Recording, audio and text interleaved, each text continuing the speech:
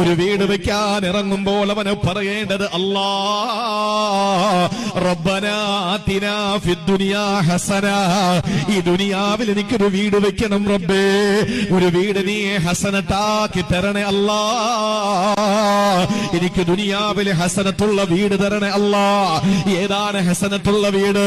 പ്രിയപ്പെട്ടവരെ, തൊട്ടപ്പുറത്തെ വീട് ചൂണ്ടിക്കാണിച്ചിട്ട് പടച്ചവനോട് ആ വീട് വേണമെന്ന് ചോദിച്ചാൽ വമാ ലഹു ഫിൽ ആഖിറതി മിൻ ഖലാഖ്, ആഖിറത്തിൽ നിനക്ക് അല്ലാഹു ഒരു പ്രതിഫലവും തരുന്നതല്ല. ചോദിക്കേണ്ടത് റബ്ബേ ഞാൻ വീട് വെക്കാൻ ഇറങ്ങുകയാ, അതുകൊണ്ട് റബ്ബനാ ആതിനാ ഫിദ്ദുനിയാ ഹസന, എനിക്ക് ഹസനത്തായ ഒരു വീട് തരണേ അല്ലാ.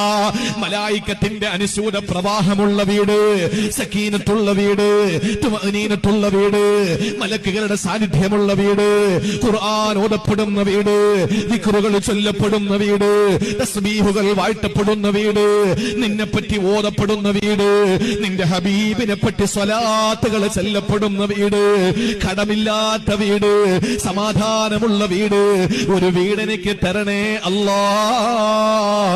അതിന്റെ ആകത്തുകയായ പേരാണ് ഹസനത്ത്. അല്ലാതെ ആ വീട് എനിക്ക് തരണേ എന്ന് പറഞ്ഞാൽ അള്ളാഹ് നിനക്ക് ചിലപ്പോ തന്നേക്കും, പക്ഷേ നിനക്ക് സമാധാനം ഉണ്ടാവൂല. വീടെന്ന് പറഞ്ഞാൽ എന്താ? ഖുർആനിൽ വീടിന് പറഞ്ഞ 3 പേരാണ്.